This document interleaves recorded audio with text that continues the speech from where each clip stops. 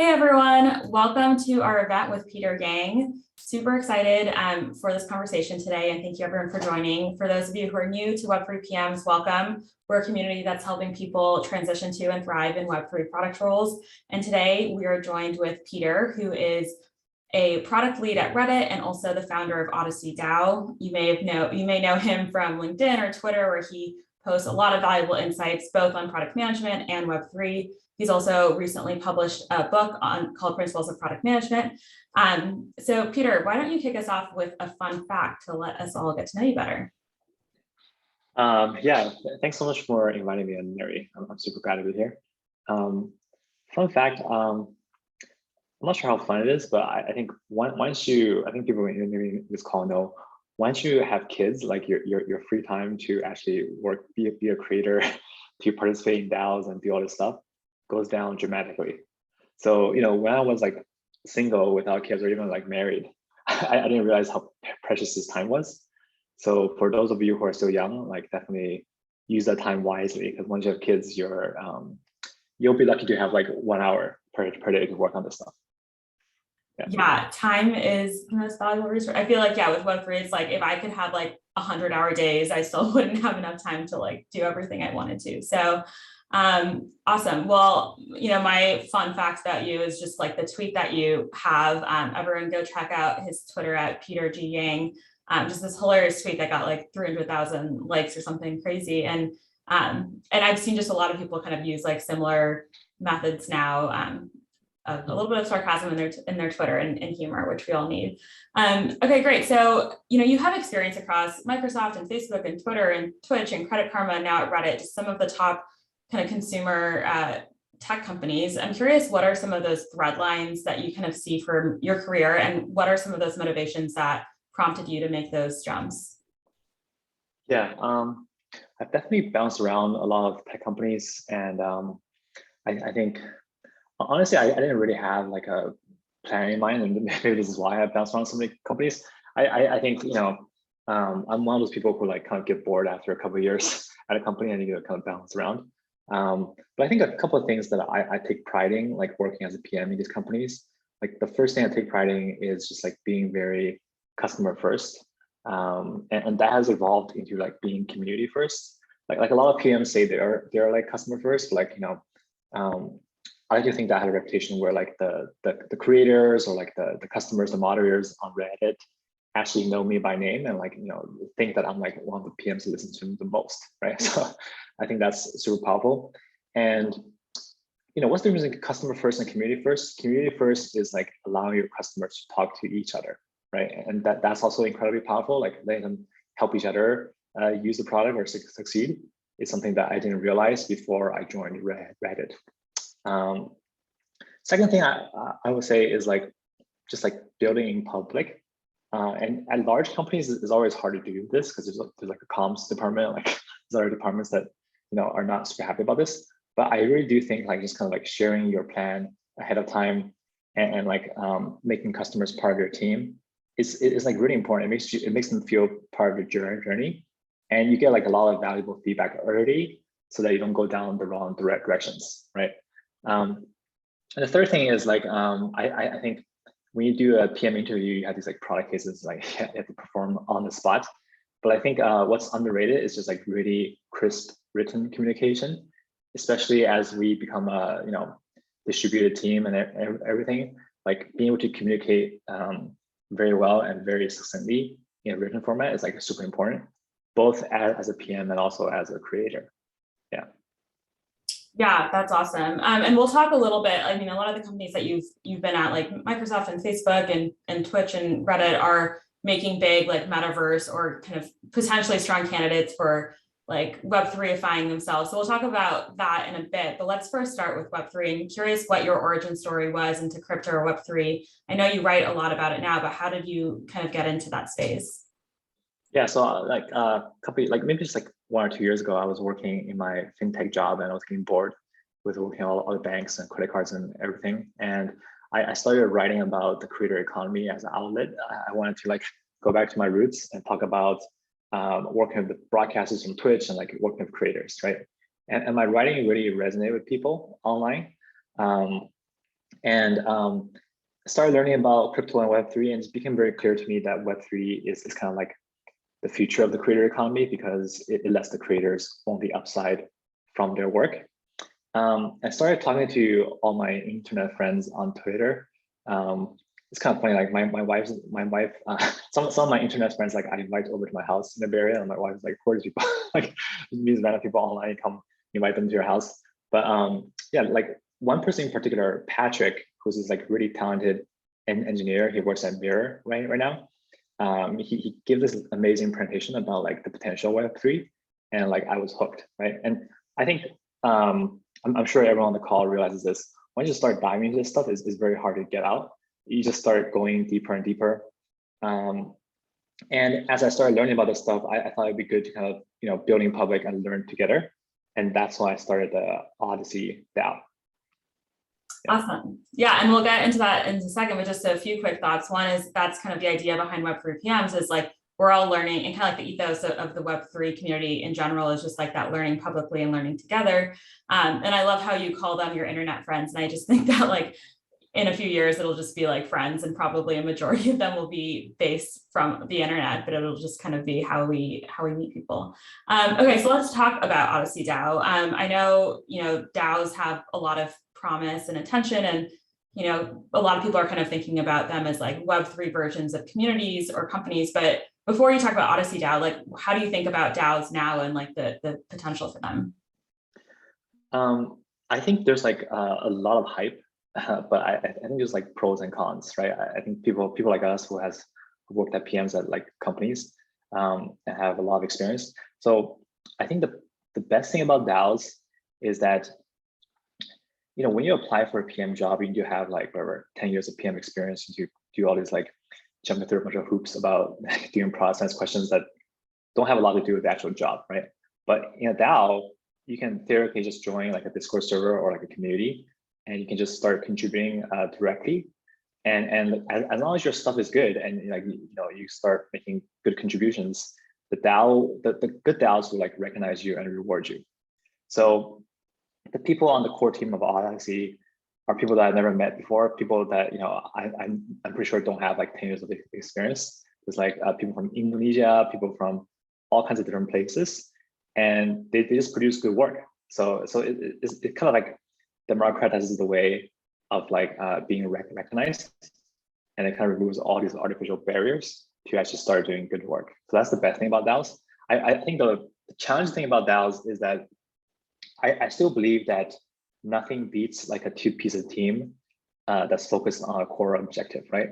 Like just putting a bunch of people in a Discord server that doesn't magically mean that you will be able to like actually produce anything. Like in fact, I would say like a lot of DAOs haven't actually produced a good product, right? So I think it's like very important to maintain that focus and like kind of like try to organize smaller teams in the DAO to actually get stuff done. Like I don't necessarily believe right now that 5,000 people going like 100 different directions will actually produce anything good. Yeah, so that's maybe a little bit controversial, but that's my opinion. Yeah, so how, like what can, because I agree, like I'm in a lot of Discords right now, and like kind of, Dunbar's number, if you're familiar with any, people on the call, it's, you can only maintain 150 close relationships. That might be disrupted in Web3, and there might be new ways of circumventing that, but Discord is really messy, and it's a really difficult way to kind of like keep up with everything that's going on and like actively contribute and get to know people. So what do DAOs, like what kind of infrastructure or kind of tooling needs to be there for DAOs to actually realize the potential that people think it has? Yeah, so there's like a lot of startups working on DAO tooling. I think I kind of think of DAO as kind of just like a startup, right? A startup with like a bunch of part-time employees as opposed to like 10 full-time employees. And like I think the core problem is like, how do you organize people and like corral different ideas to actually get stuff done and get stuff shipped, right? And to be honest with you, like a lot of the tooling that I use in my DAO are just like the typical PM stuff, like Google Docs. I use like Notion. I use Sheets. Like the stuff around like snapshot loads and the stuff around like the treasury. Maybe I use like 1% of the time, right? to like pay people or to do like a big vote at the end of the season. So I think a lot of those tools for startups also apply to DAOs too. Maybe there's like a DAO tool that collects everything together, so you can manage it well all in one place. Yeah, I'm not sure if that answers your question, but yeah, no, I mean, there's definitely a lot of tooling that needs to be built. And just a quick shout out for an event we have with Syndicate DAO in 2 weeks, and they focus on kind of like investment clubs. And I think like one of the big promises of DAO is like you can have this large scale coordination where like things like budget and decision making is just like completely open to the community. Like, how do you think, like, what is Odyssey DAO doing now, and like how is like the decision making distributed across the community? Yeah, so it's still like not really, you know, fully decentralized, right? Like we still have we have like 3 or 4 leads that are driving like, you know, growth, driving product, driving design and so on. And like they kind of like organize the rest of the community to kind of like work on stuff. Mm-hmm. And then, you know, once in a while, someone in the community will really step up to like do a lot of work to like, you know, optimize SEO for the website or something. It's like just do a lot of work. And like it's very important to recognize those contributors and hopefully compensate them so that they can become future leads. Awesome. Yeah. Cool. Yeah, I mean, Web3PMs also has a kind of vision to form like a more decentralized DAO structure. And I think we're just waiting for some of that infrastructure and tooling to be built out. So it's kind of a more seamless experience rather than just like a huge mess. So you talk a lot like in your Substack about Web3 DAOs we've covered, but also like NFTs, L1, L2. You had a great post about wallets last week. Kind of in this space, like what are some of the trends you're most excited about that we can dive into? I think the one I'm most excited about and the one I've been writing about is just the fact that, you know, 99% of people are not actually in this space, right? And like if the consumer products in this space are good enough, you know, theoretically Odyssey DAO or these learning DAOs don't need to exist anymore, because the product itself will be good enough to onboard the user into Web3. Yeah. So I think that's one thing. Like, how do you bring 99% of people in? And I think the other thing is like, right now it's like a space where developers are building for other developers for the most part, and like you need to go back to like thinking about what the customer problem is and like, you know, what kind of value you can actually add with your Web3 startup. So I think like having more PMs or having more product oriented people bring that thinking is like really important to bring more people into the space. Yeah, I think a lot of Web3 startups, like the product isn't their first hire. And I think that like the core thing that PMs do of like thinking about customer problems and building for it and kind of more frictionless, seamless user experiences is much needed. And when people say like crypto UX, it's you know, like a lot of those very intuitive product processes aren't there. So how do we, like, what are the biggest kind of on-ramps or ways to bring on those like next billion people into Web3? Like, is it wallets? Is it through NFTs? Is it through a more centralized exchange? I think it's going to have to be through.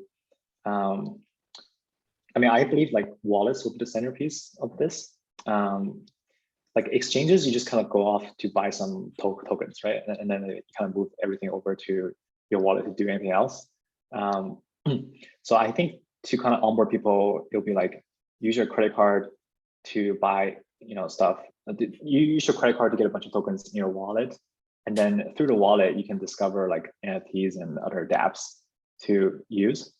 And I think NFTs like has a lot of hype right now, but I do think like every creator will eventually want to do NFTs. Like it's kind of like it's gonna be as common as like subscriptions or like, you know, advertising. It's just gonna be like another way to for the creator to monetize.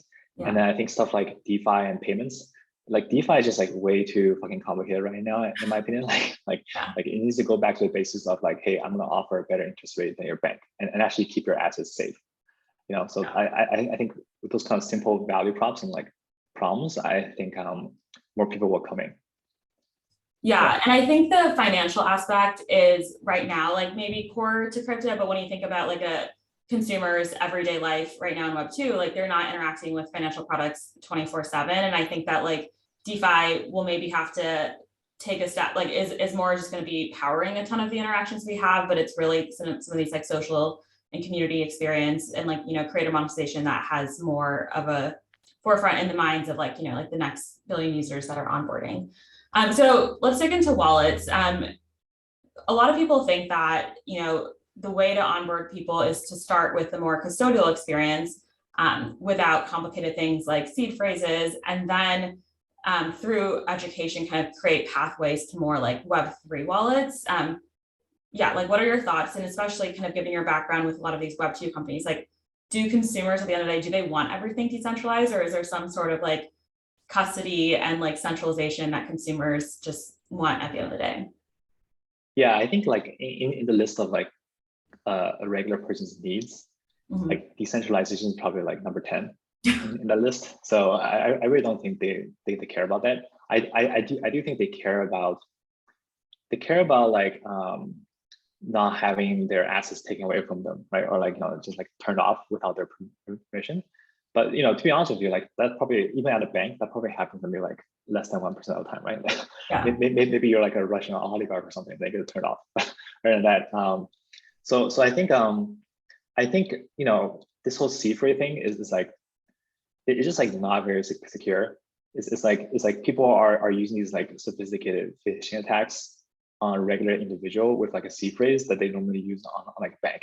So it's just like not very secure. So I think there's a lot of room to improve, whether it's actually, a portion of people probably won't even care about self-custody. So maybe just like you using the password to log into your wallet. And then even for people that care, like the Web2 stuff, the Web2 security stuff is still very useful, right? Like, being able to two-factor authentication, or like, being able to just like making the UI better so that it's actually more secure will be very important, because if you have a wallet and you lose your assets, like you'll probably never come back to Web3 again. Like it's like a really bad experience. Yeah, I think there's kind of a lot of responsibility now, because one bad experience, like one rug pull, one scam, like is enough to turn people off this experience completely. And so like, I think, yeah, easing people into that journey and thinking about what really matters. Sometimes like the ownership might matter, and the, like actually being able to retain value rather than having like, like an aggregator extract it. Like those are the things that matter, but maybe the fully decentralized nature like doesn't matter so much for all consumers right now. And so I think that's important balance to make. So you talked about NFTs as like a primary vehicle for creator monetization. Like what are some of those creator Web2 pain points that you see that are like not addressed that Web3 will be able to address? Yeah, so there's like I wrote this post about like a creator demand curve, where like, let's say you have a bunch of fans. Some of them are not willing to pay anything for your stuff, so you can just like monetize them through ads. And then some of them are going to pay $5 a month, so you can monetize them through subscriptions. And I think NFTs are like, your 1,000 true fans, like your super fans who actually really want to support you on your journey. And I think it's like more powerful than like social tokens, for example, like a Peter token, because NFTs actually, you can actually like put your brand on it and like make it interesting and personalized, right? So I feel like a lot of creators will start doing these NFT collections for their true fans to buy, and like start providing utility for the fans that actually own these NFTs, right? And the other good thing about NFTs, as you guys know, is like, as people trade them, the creator gets a cut of it.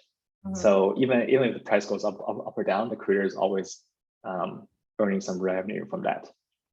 So there's like the liquidity aspect of like, or they're able to raise money, so maybe they don't have to go to like, if you're like Taylor Swift 10 years ago, you might not have to go to like a studio to raise. But what about distribution? Like, are creators going to have to rely on platforms like YouTube and TikTok and Instagram for like discovery and distribution, or can they just like maintain Web3 communities solely through like NFTs and like maybe more direct discords or fan clubs?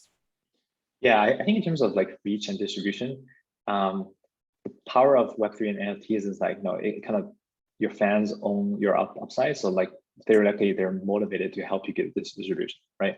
Yeah. So maybe like the distribution will still happen on like some Web2 platforms just because they have so much scale, but like you can actually get your fans to start retweeting your stuff, or like start resharing your stuff on Instagram to try to get distribution. I'm not sure how to measure that stuff. Maybe some tools to help track like what fans are doing what. But yeah, I think the key unlock here is like the fans own your own part of your upside, and they're motivated to help you out, to help you get the distribution. Yeah, like you're the biggest advocate now, because now you kind of profit from the creators gain. And then are there any like creator verticals that you see this especially promising for, like education, music?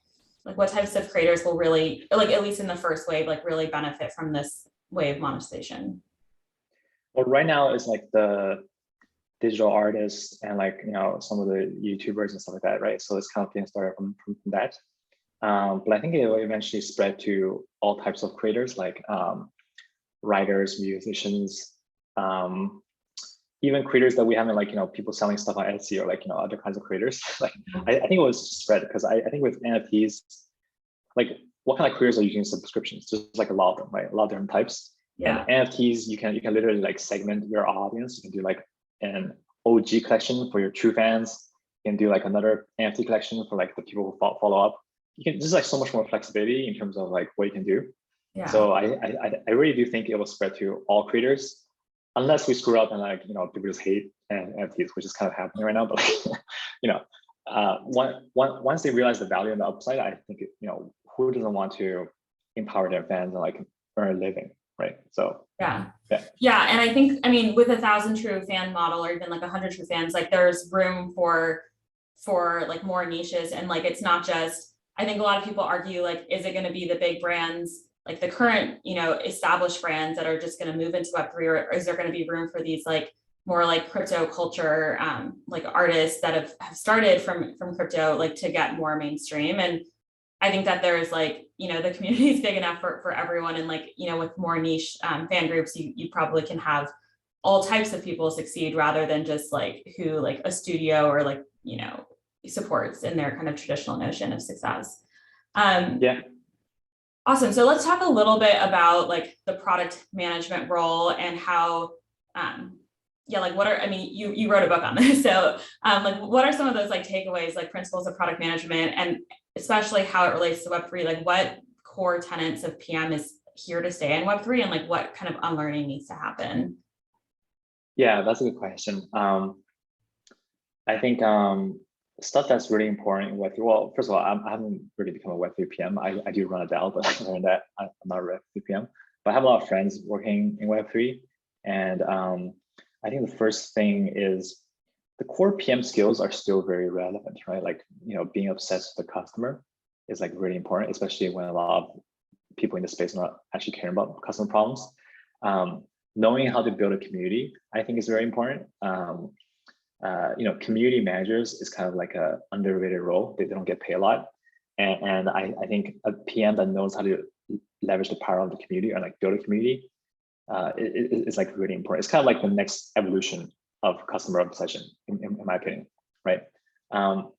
Second thing I would say is like being able to influence with all authority is like still really important, especially when you have like a bunch of people who like aren't even working for your company, just in your community. So being able to have the leadership skills and influence with authority is extremely important. And like I'm not super technical, but I do think in this space right now, being able to read a smart contract, being able to like maybe use some no-code tools at least to make your own NFT collection, just to understand how all the underlying stuff works is like really important, even just to talk to the developers on your team. Yeah, it's kind of like an evolution from like, you know, you're not losing your core like fundamentals, but it's like, you know, it's instead of individual users, you're building for communities instead of you know, it's a lot of, in a lot of ways, it's kind of like the next level of it. So how, like, what Web2 companies are going to be successful in Web3ifying? And like, what do companies who are trying to make that transition need to keep in mind to do? Yeah, I think you need to have a leader or CEO of the company that's like really bought into this whole thing and like is willing to make a serious bet on this. I have like a shit post that I'm working on about this, and like the shit post is like, you know, here's how a Web2 company can go to Web3, right? Like typical process is like, hey, you staff this like stealth team of like, 6 really great engineers and like 1 PM. You're like, okay, what you guys go on the side and start building this shit, like start building some NFT collections or start building some features for Web3. And like, a couple of months later, like they start building public, start talking about the stuff. And then maybe the customers react negatively, right? Because there's like a lot of hate here. And like the customers react negatively and the metrics don't move because like this stuff is complicated. It's like a lot of legal stuff. So then people in the team are like, why the hell are we even doing this? Why don't we just go A/B test some like screens and like increase conversion by 2%, right? It's like, why are we even doing this? So I think you really have to have a leader that's committed to this and to make it work and willing to see it through and have this like 1 year, 2 year horizon to make it work, as opposed to like this quarterly OKR thing that most companies do. Yeah, that's my opinion. Yeah, and Reddit is like where you currently are right now, has pioneered a lot of those like kind of ethoses that are really prominent in Web3. So, just like anonymous identities and like people being like, like profile pictures and handles and like, badging and just like really small communities. And also just a lot of the Web3 conversations started on Reddit, just like circulating of like Bitcoin white paper. I'm curious to get your thoughts on like which of these, like just on Reddit and kind of like Web3 potential for it, like how you see it evolving to these trends. Yeah. Unfortunately, I can't talk about Reddit that much right now, so I can't actually talk about what we're doing in Web3. But Reddit is kind of like the OG community platform, and it has a lot of the characteristics that Web3 people care about, like pseudo-anonymity, people who just want to talk about their topic as opposed to trying to build some clout. So, and I do really like Reddit's leadership team. I really like Steve. He talks about a lot of things that I really care about, which is like focus on long term, care about customer problems, don't go crazy with this whole OKR kind of like thing. So yeah. So other than that, I can't really talk about what Reddit is doing. Yeah. Well, we will stay tuned. Definitely the building blocks are there. And then any other companies that you think are like kind of well positioned to make that jump, or that like not even well positioned, but that you would love to see make that transition into Web3 or lean more into Web3? I think Twitter is like, I think Twitter and Discord, right, are like the obvious candidates, because like these are 2 platforms that actually power a lot of Web3 right now, like a lot of the conversations at least. So like Twitter can easily become the Web3 social layer, and if Discord cleans up its notifications, like and make it a little bit more better signal to noise, I'm sure like people will continue to build communities on that platform. So those are kind of 2 companies. I know of a whole bunch of other companies who are like, I think pretty much like every tech company is thinking about this. So they're probably all thinking about what they're going to do in the space. But those are 2 that actually have like make up a core part of the Web3 ecosystem right now. Yeah. Yeah, and they have a ton of users, and like you have to be kind of an order of magnitude better to be able, as a Web3 social platform, to do what Twitter can do plus. And so it'll be interesting. And just last question before we go into audience questions: are you kind of more bullish on like NFTs or wallets as like the social layer for Web3, or like a Web2 company kind of being able to successfully become that new Web3 social layer? I think it's really hard to like the Web2 network effects are so strong. It's gonna be really hard to dislodge it, unless for the early adopters that really care about like decentralization, like like that kind of stuff. But for the masses, like you really have to build something that's like a lot better, right? So I think it's a race to see if like Twitter and like these other platforms add Web3 features faster than like a Web3 upstart comes out. Like social, more than any other category, is hard. It's harder for a startup to succeed. So yeah. I think if you force me to choose right now, I'd probably choose the Web2 platforms. Like I think some of them will be able to innovate towards this objective. But it's really hard to say. I don't want to make any predictions. Yeah. I mean, it's a hot take, but it's difficult, and I I think right now we maybe see things more in like black and white of Web2, Web3, and I think like the future probably will have stuff that is hybrid in some ways. Cool. So before we go to audience questions, just want to plug a few things. One, Odyssey DAO, the mission is to empower bringing, I think, 1 million people into Web3, and so doing super impactful educational work.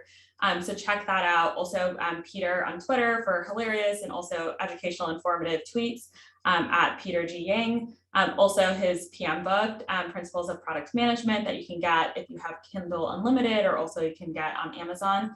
And also his email newsletter, which is amazing. And I like constantly forward it to like 5 people every time it comes out, and just like really explains some of those like foundations so clearly. So anything else you want to plug before we go to audience questions? No, thanks so much. Yeah, I think, I mean, the last thing I'll plug is like, if you're a PM working at a big tech company, like you should think about how you can build a brand and career outside of your company's ladder. Like, you know, after building this audience, I met a lot of really great people, right? And like, it kind of broadened my horizons beyond just trying to climb the ladder. I mean, climb the ladder is fine. It's totally fine if you want to do that, but like, you know, you just kind of think about that. I think the thing about that, you actually maybe climb the ladder faster. You'll differentiate other PMs. Yeah, that's incredible advice. Great. And I love how you started the session saying that you don't have time to do things, just thinking about like all the things you're involved in now. It's quite impressive. Cool. So if you have questions, you can just raise your hand in Zoom and come up and ask it. While we're waiting for that, we have one question in the chat for what are some of your favorite DAOs and Discord servers? Well, let's see. I'm in like way too many Discord servers. I think you know, obviously Odyssey DAO has a pretty good vibe going, and you know, we're doing some crazy things for next 3 months. So we want to do like a space anime NFT collection and like do all that kind of crazy stuff. So if you want to be part of that, join us. Another one that I really like, my favorite NFT project right now is like Wanderers NFT. I just think they have like really amazing art and music, and there's like a really good vibe going on in their communities. I'm pretty active there too. And if you want to learn like Web3 development, or like just like learn how to build stuff in Web3, I think Third Web is like a really good company and DAO to play with. And of course, like Build Space, and I think Rabbit Hole is also interesting. Like they are kind of like a learn to earn platform. And I mean, the mission is to onboard people to Web3. So I want to check that out. I think that's pretty interesting too.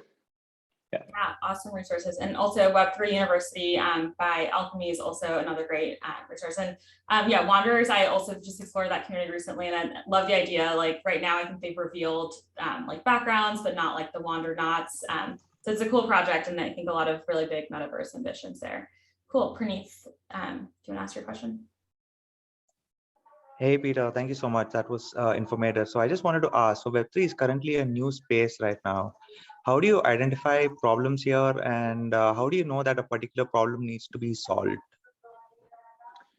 So the good thing about the problem stuff is like the problems don't care about like Web2, Web3, Web1 or whatever, right? Like people's problems are just like problems. So I mean, the main problem that Web3 is solving right now for most people is like, they want to make a quick buck, right? They want to make money. So they want to go speculate on some NFTs or speculate on some other stuff. But like, there's some other core problems that people have been having for a long time, like for like a creator. For a creator, the problems can be summarized as like money, fame, and love, right? They want to make money, they want to grow their audience, and they want to connect with their fans. So how can Web3 solve these problems better than like the other solutions in Web2? Like make money, like, you know, NFTs allow you to segment your fans a lot more than like the Web2 stuff, right? So yeah, so like I'm not sure I answered questions, but like don't think about, like, I think people get lost when you start thinking about Web3 problems. Like for example, start thinking about, oh, how do I make DAO governance easier? Like how do I make it easier? I mean, that's an interesting problem to solve, but like maybe you take a step back and think about I mean, the problems with DAO governance are not like the tooling. It's more like how do you get people to even care enough to vote? Like the U.S. elections, like most people don't even vote U.S. elections. And how do you provide enough context for people, like for someone who hasn't even been in your DAO for the past month, but hold a bunch of tokens? How do you give them enough context to actually make the right vote? So like those kind of problems, as opposed to like, yeah, very Web3 specific problems. Cool. We have a question in the chat about how you kind of find and evaluate NFT communities. Like, yeah, what do you use to kind of discover some of the latest NFT projects? And then how do you kind of evaluate whether or not it's something that you buy into? Yeah, I have like a post about this somewhere, but I think number one, you want to know what your goal is. Like, are you trying to make a flip, or do you actually care about the project and you want to support the creator? Maybe you're just trying to learn, right? I think then you can go about trying to look for a project. You can look at trending projects. The best place to get, you know, quote unquote alpha is just to be part of the right communities of like people who actually follow this stuff and care about NFTs. Or maybe to follow the right people on Twitter. Then you do your research. You like go to the website, check out what their plan is, see if you resonate with the mission of the project. Like, you know, like you probably shouldn't buy Odyssey NFT if you don't care about education. Like you probably like the crypto Coven NFT, right? Like I think a lot of people bought it because they really resonated with like the diversity and like kind of that kind of stuff. So make sure you care about the mission and just do some basic homework to make sure you don't get rugged. Like are the founders docs, like is this like a legit project? Are all these like followers and like Discord people bot or like faked? So and the other thing is like be very careful FOMOing into something, right? So like if there's like a big influencer tweeting about like some project on Twitter, chances are like it's already too late to aping. Like chances are that the price is already pumped and it's like too late. And like, you know, just kind of like be very careful with that and like pick a few projects that you really care about and like that you want to hold long term. Yeah. Yeah, it's tough. Like FOMO is real, and like a lot of ways that unless you're like really deep in the community, you kind of hear about things when they're too late because you know you see 1,000 people posting about it and then the price has gone up and then you join and then it falls. So it's definitely do your own research and just get super involved in the community is my kind of main advice. And like, you know, like how are the people in the community? What are they doing? I think that's like, yeah, kind of really trying it out yourself is probably the only way to know if like kind of the success of it. And then one last question I got via chat is what are apps that you think have a great experience today, that have great user experience, Web3 apps that have great user experiences today? Oh, Web3 apps? Yeah, there aren't that many I think. Yeah, I mean, I think some of the Solana wallets have good experiences like Phantom and Glow. They both have pretty good experiences. Yeah. Or just quickly on that, is it the fact that it's built on Solana that has good experiences, or it just happens to be like those wallets? Why do Ethereum wallets not have as good experiences, do you think? Yeah, I mean, Solana itself is like, you know, faster and, you know, cheaper transactions, so that's part of it. But the UX of the wallet, these wallets are just like really well thought out, right? Like they will actually like, you know, they will warn you if you're trying to sign like an unknown smart contract, or like they will let you showcase your NFTs. They will let you do like basic functionality like swapping tokens. It's just like a lot better UX than like, you know, MetaMask. Yeah. Okay, cool. We'll take one final question from the chat or from the audience. Deeksha, do you have a question? Thanks, Aneri. Hi, Peter. I just have one question. How do early career PMs, say like between 0 to 2 years of experience, position themselves, you know, to move into the Web3 space because they're still early in their, you know, PM careers? Well, the good thing about Web3 is that I don't think people really care about how many years of PM experience you have, right? So you know, just kind of like follow the advice that people share, which is like, you know, join the right community, start contributing, and like learn about like how all this stuff works. And like you would naturally, like as long as you're adding value to certain communities, like you will hopefully just get recognized, and then you can have a conversation with like the hiring manager or whoever, and like just get hired. I mean, like a lot of people just get hired into Web3 by being active in the community. So yeah, so like don't like care about years of experience. That's probably like the best thing about Web3. No one's. I mean, it's not always true. Some people hire for like Google directors or something, but like more often than not, it's true. Yeah. Yeah, and just go on. No, I just wanted to say thank you. Yeah. Awesome. Yeah, and just a quick note on that too is like even for companies that aren't hiring for product roles, like getting involved in any way that you can, like maybe it's community, maybe it's growth, maybe it's you know, whatever it is. But I do think that like in Web3, the rules that kind of held in Web2 of you need to be a PM to be a PM are not as true, and that there's also more flexibility. You're wearing a lot of hats in some of these smaller companies, and so like wear a non-PM hat and then show when you're at the company that you can also wear the PM hat. And so definitely a lot more opportunity, I think, in the space. And we'll have more events and more opportunities to cover transitioning to PM as well. So thank you everyone for joining. And Peter, thank you so much for spending your morning with us and for sharing all your valuable insights on the space and some hot takes as well. Really appreciate it. Cool. Yeah. Thank you, Aneri, for this opportunity. Yeah. Bye, everyone. See ya.